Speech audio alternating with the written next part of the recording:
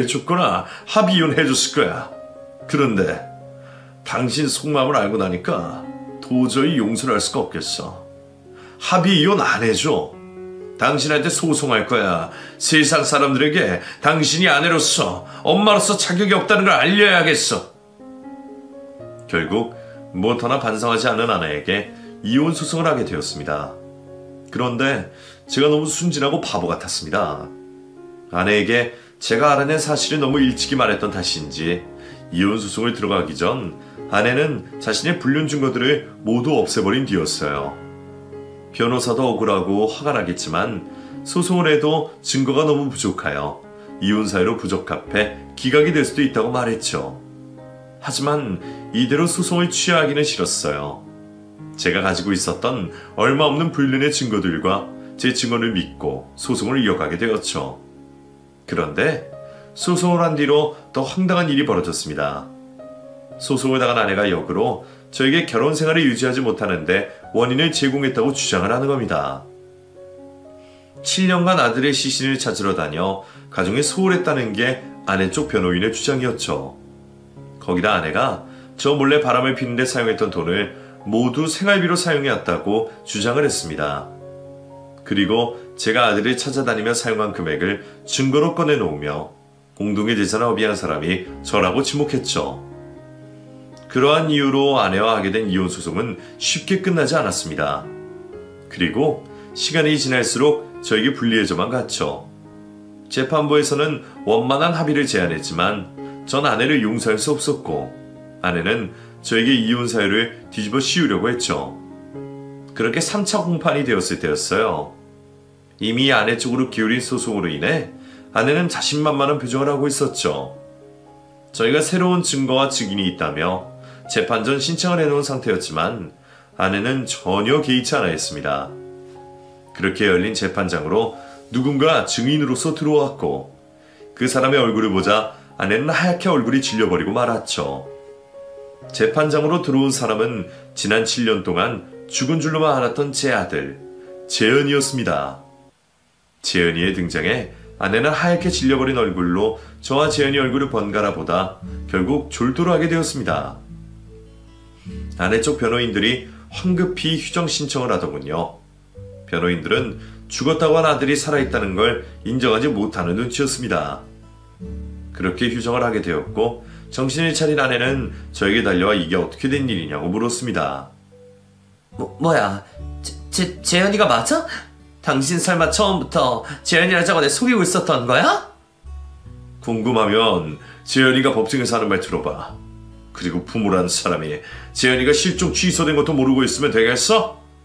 이혼 소송이 자기한테 유리해지고 있어서 다른 건 눈에 들어오지도 않았나 보지? 그러면 재현이가 살아서 돌아왔다는 거야? 아니 어떻게 이럴 수가. 그래 어떻게 저 녀석이 엄마인 나를 두고 당신한테. 아내는 살아 돌아온 재현이를 보며 믿을 수가 없다는 표정을 짓고 있었습니다. 그리고 자신이 낳은 자식이 자기 쪽이 아닌 남편 쪽 증인으로 나서게 된 것에 대해서도 놀라고 있었죠. 저 역시도 얼마 전에 아내와 똑같은 얼굴을 하고 있었어요. 죽은 줄로만 알았던 아들 재현이가 저에게 찾아왔을 때 말이죠. 재현이가 저에게 돌아왔을 때 그때는 제가 불리해지고 있는 이혼 소송으로 스트레스를 많이 받고 있었을 때였습니다. 불 꺼진 가게에 앉아 홀로 술을 마시고 있었죠. 아내가 부모로서 아내로서 자격이 없는 사람이라는 걸 세상에 알리고 싶어 하게 된 이혼 소송이었는데 그 소송이 내 마음대로 되지 않자 허탈감이 밀려왔습니다. 그러다 보니 별의별 생각이 다 들기 시작했어요. 처음만 결혼해서 아내와 아들을 잃어버렸을 때 그때 나도 두 사람을 따라 이 세상을 떠나는 게 맞았던 건가 싶었습니다. 그랬더라면 이유 만나게 된 재현이도 허망하게 떠나보내지 않았을 거고 지금의 아내와도 이런 일을 겪지 않았을 테니 말이죠. 저에게 소중한 사람이 생길 때마다 그 사람들 모두 제 곁을 떠나버리니 제가 살아있는 것 자체가 문제라고 생각이 들었어요. 그래서 재판 결과에 따라 삶을 포기할 생각까지 하고 있었죠. 그런 생각을 하며 술잔을 기울이고 있을 때 닫혀있던 가게를 문을 두들기는 소리가 들려왔습니다. 재현이가 죽은 뒤 가게 문을 뚜문뚜문 열고 있어 이전보다 가게를 찾던 아이들과 손님들이 줄어들어 평소에도 사람이 잘 찾지 않는 가게였는데 이 늦은 시각에 불 꺼진 가게를 찾는 사람이 있다니 누군가 싶었죠. 술에 취한 채 비틀거리며 가게 문을 열었는데 그곳에 아들 재현이가 있는 겁니다. 그 모습을 보자마자 당연히 술에 취한 제가 재현이를 보고 싶은 마음에 헛것을 보고 있다고 생각했습니다. 그래도 이게 얼마나 다행인가 싶었어요. 보고 싶은 재현이를 술의 힘을 빌려서 볼 수 있었으니까요. 그땐 꿈에서 재현이를 본 지도 오래되었던 상황이라 오랜만에 본 아들을 보고 눈물이 나왔고 위로받고 싶은 마음에 껴안게 되었죠. 앞으로 꼬꾸라질 걸 알면서 한 행동이었는데 제가 쓰러지지 않고 아들의 품에 안겨 있었습니다. 무슨 일인가 싶었지만 그런 걸 생각할 시간 없이 엉엉 울며 아들을 더욱더 꽉 안았죠. 재현아, 아빠가 미안하다. 아빠가 널 영원히 지켜주겠다고 약속을 했었는데 그 약속 지켜주지 못해서 미안하다. 아빠가 우리 재현이 외롭지 않게 곧 따라갈게. 그때까지만 기다려다오, 재현아. 엉엉 울며 아들을 그리워하고 있었는데 저를 안고 있던 아들이 말까지 하는 겁니다. 그리고는 저보고 계속해서 말을 걸어왔어요. 아버지, 죄송해요. 제가 잘못했어요. 그러니까 그런 말씀 하시지 마세요. 제가 앞으로 아버지 잘 모시고 살게요. 죄송해요. 그리고 저 죽지 않았어요. 지금 아버지 꿈꾸시는 거 아니라고요. 그 말에 정신이 번쩍 들었습니다. 울음을 멈추고 손으로 아들을 만져가며 지금 이 상황이 꿈이 아니라는 걸 계속해서 확인하게 되었죠. 얼굴을 들어 아들을 보게 되자 아들의 눈에서 흐르고 있는 눈물이 제 얼굴에 떨어졌어요. 그제서야 내가 안고 있는 사람이 죽은 줄로만 알았던 내 아들 재현이라는 걸 알게 되었죠. 재현아! 재현이 너 맞구나! 너 살아있었어! 우리 아들이 살아있던 게 맞았어! 이유가 어찌되었든 아들이 살아 돌아왔으면 그걸로 된 거였습니다. 전 아들을 안고 행복에 겨우 소리치게 되었죠. 그렇게 안으로 들어갈 생각도 하지 않고 아들과 7년 만의 재회를 한 총 동안 하게 되었습니다. 그러다 아들 밥 걱정이 되기 시작하더라고요. 뭐라도 먹여야 할 것 같아 아들을 데리고 식당으로 가려고 했죠. 그런데 아들이 가게 안으로 들어가자고 했습니다. 식사는 그 이후에도 된다며 우선 저에게 할 말이 있다고 하더라고요. 그렇게 아들을 데리고 가게 안으로 데리고 갔죠. 아들이 당연히 지난 7년간의 이야기를 할 줄 알았습니다. 그런데 그보다 더 놀라운 이야기를 꺼냈죠. 처음 꺼낸 말부터 충격을 받을 수밖에 없는 이야기였습니다.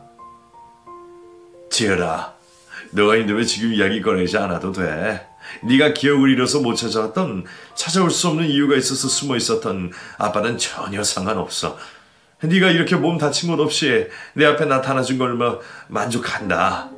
그러니까 천천히 이야기 줘도 돼. 하기 힘들다면 평생 말하지 않아도 되고, 다만 다시는 어떤 이유에서든 내 곁을 떠나지 말아다오. 다시 한 번 더 네가 사라진다면 그때는 정말 버틸 수가 없겠구나. 지난 7년 동안의 일들은 정말 죄송해요. 아버지 마음 아프게 했던 죄값은 제가 꼭 받겠습니다. 그런데 지금은 제가 아버지께 알려드릴 사실, 꼭 아셔야 하는 내용들이에요. 하루라도 더 빨리요. 아버지께서 엄마와 이혼 소송하고 계시다는 거 알고 있어요. 상황이 안 좋다는 것도 알고 있고요. 제가 알고 있는 사실이라면 아버지께서 엄마의 죄를 물으실 수 있으실 거예요. 엄마, 아버지께 처음부터 의도적으로 접근한 거예요. 그리고 다른 남자랑 바람난 거 제가 사라지고 난 이유가 아니라 그 전부터 만나오고 있었고요. 그렇게 아들은 자신이 엄마 곁에서 보호하고 들어왔던 이야기를 해줬습니다. 그 시작은 아내가 아들 재현이를 잃어버리고 제가 재현이를 데리고 있을 때부터 시작되었죠. 아내가 언젠가부터 재현이에게 제가 있는 가게로 매일 출근을 하듯 가라고 시켰다고 했습니다. 일을 쉬는 주말에는 아내가 집에 있었기 때문에 갈 이유가 없었는데도 불구하고 재현이에게 무조건 가 있으라고 했다고 말했어요. 아마 저와 대화를 하면서 제가 은연중에 아들과 아내를 잃게 된 이야기를 듣고 의도적으로 재현이에게 시켰던 것 같아요. 제가 아이를 워낙 좋아하니 아이와 먼저 정을 붙인 다음에 아이를 빌미로 저와 만남을 가지려고 말이죠. 아내는 평소 혼자 재현이를 키우는 걸 힘들어하며 항상 자신의 삶을 한탄하는 말을 입에 달고 살았다고 합니다. 그래서 제 과거를 알게 되고 주변 사람들에게는 제가 가진 재산을 듣게 되자 저와 결혼을 하여 생계 걱정 없이 편하게 살고 싶었던 것 같아요. 그래서 아들 재현이를 이용해 저에게 접근을 하게 된 것이었고요. 일부러 저와 같이 있는 시간을 많이 만들었던 거죠. 그러다 제가 자신과 재현이에게 정을 붙인 걸 느끼게 되자 만남을 가지자 제안을 해왔던 거죠. 하지만 제가 전 부인과 아들에 대한 죄책감으로 만남을 거절하자 다른 방법을 구상했고 바로 그 다른 방법이 그날의 실수를 이끌어내는 거였죠. 하지만 그 방법도 실패를 할 확률이 높았습니다. 제가 술에 취하지 않을 수도 있었으니까요. 그래서 따로 계획한 방법은 있었던 것 같습니다. 아들도 그 기억이 흐릿하고 무슨 방법을 썼는지 정확하게는 모르겠다고 해요. 하지만 그 일이 있기 전 아내가 병원에 들락거렸고 저와 술을 마시게 된 그날 깜빡한 물건이 있다며 다시 집으로 돌아와 약봉투를 가지고 간 기억이 있다고 했죠. 그런 아들의 기억으로 미루어 봐서 아무래도 아내가 제 술잔에 약을 탔던 게 아닌가 싶어요. 그렇게 저와 하룻밤을 보내게 된 아내는 집으로 돌아와 아들에게 이제 제가 재현의 아빠가 될 거라고 말을 하며 기뻐했다고 합니다.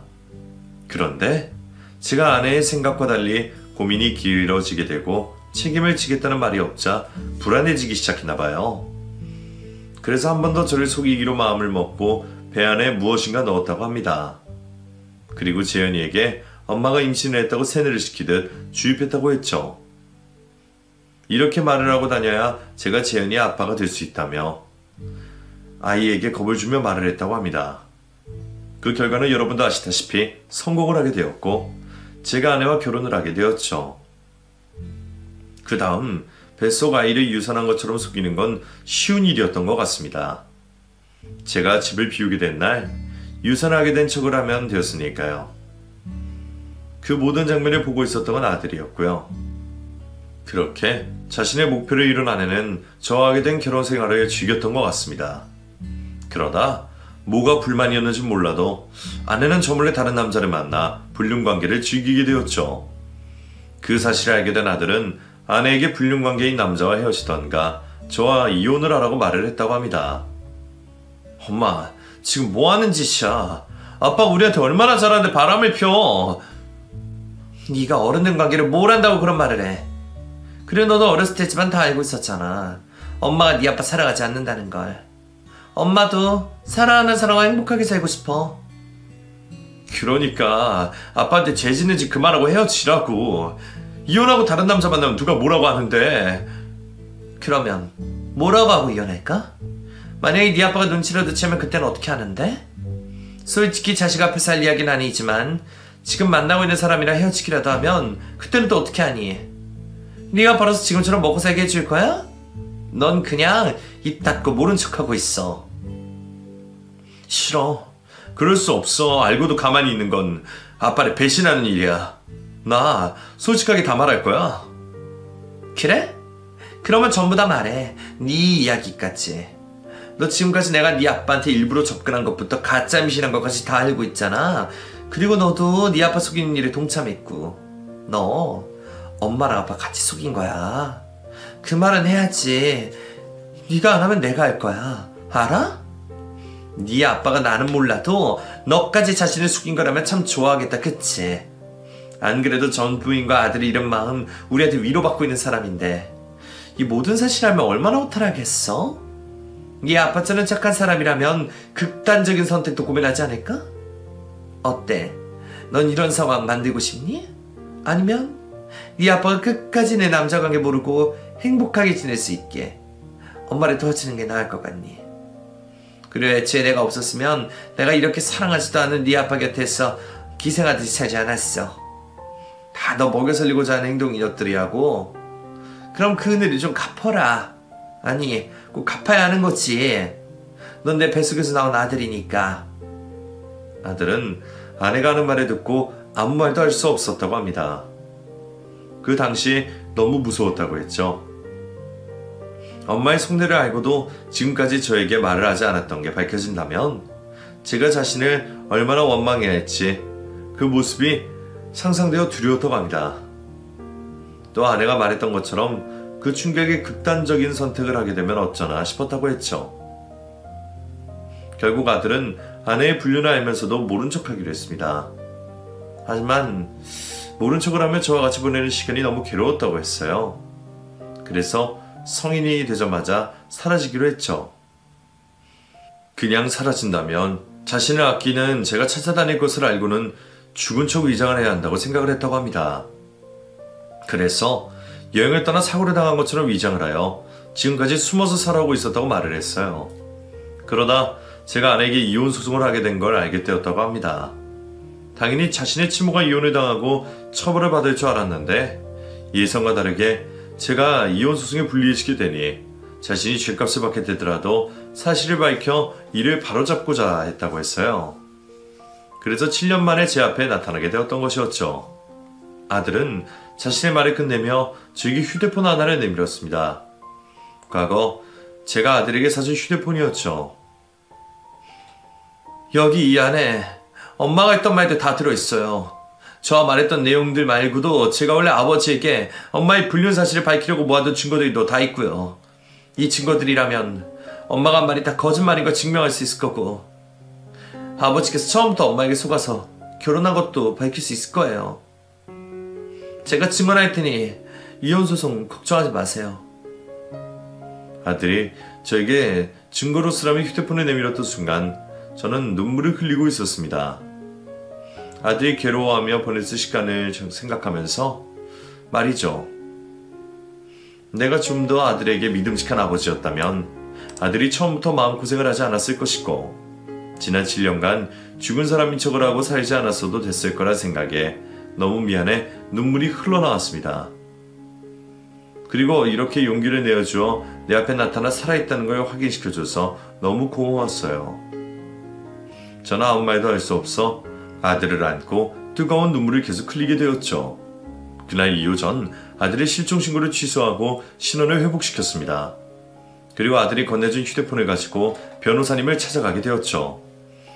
휴대폰 속 아들이 모아온 증거들과 현재 증거들로 충분히 이혼소송을 승소할 수 있다고 했습니다. 이 정도 증거라면 오히려 이혼소송을 취하고 난 뒤 아내에게 혼인취소소송과 함께 지금까지 저에게 받아온 경제적 이득을 청구할 수 있다고도 말했죠. 하지만 그러지 않기로 했습니다. 아들 때문이었어요. 혼인 취소를 하게 된다면 아들마저 내 아들이 아닌 게 되었습니다. 물론 서류상으로만 부자관계가 무효화되는 것이었지만 전 그마저도 싫었어요. 설령 이보다 더 일찍이 아내의 의도를 알게 되었다고 해도 똑같은 결정을 내렸을 겁니다. 그렇게 저는 이혼소송을 취하지 않고 그날 아들을 증인석에 앉혀 아들이 가지고 있었던 증거를 아내와 아내 쪽 변호사에게 내밀게 되었죠. 결국 변호는 아내와 하게 된 이혼소송에서 저의 손을 들어주었고 저는 승소를 하게 되었습니다. 다른 사람들은 어차피 이혼하게 될 사이 승소를 하든 패소를 하든 무슨 상관이 있겠냐고 하겠지만 저 스스로에게 큰 의미가 있는 결과였어요. 그리고 그 결과와 상관없이 이번 일로 아들이 저에게 다시 돌아와 주었으니 재판의 결과보다 더 큰 의미가 있었던 싸움이 되었죠. 이후 저는 훌쩍 자란 아들과 함께 같이 살게 되었습니다. 어떤 사람들은 저보다 덩치도 크고 수염도 거뭇거뭇 나는 다 큰 아들이 징그럽지 않냐고 하는데 아직 제 눈에는 덩치만 크고 수염만 났을 뿐이지 처음 봤을 때 그 얼굴 그대로 하고 있는 아기처럼 보입니다. 아들은 아직도 저에게 미안해하며 죄송하다는 말을 종종 하고 있지만 저는 아직도 왜 아들이 저에게 미안하다고 말하는지 모르겠네요.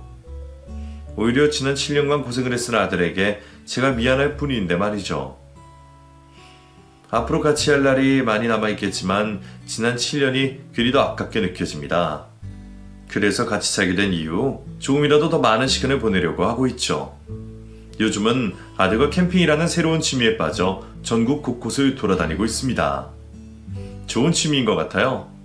저녁 식사를 하고 서로 이야기를 하다 보면 좀 더 상대방의 마음을 알 수 있는 시간을 가지게 되었어요. 앞으로 아들 역시 결혼을 하고 자식을 낳게 될 텐데 그때도 지금처럼 아들과 함께 또 아들의 가족들과 함께 할 수 있는 시간이 있었으면 하는 게 저의 바람입니다. 아쉽게도 이번 설 연휴에는 또 저희 부자 둘이서만 보내야 하겠지만 곧 좋은 소식이 들리겠죠. 그럼 여러분께서는 많은 가족들과 즐거운 시간을 보내시는 설 연휴 보내시길 바라며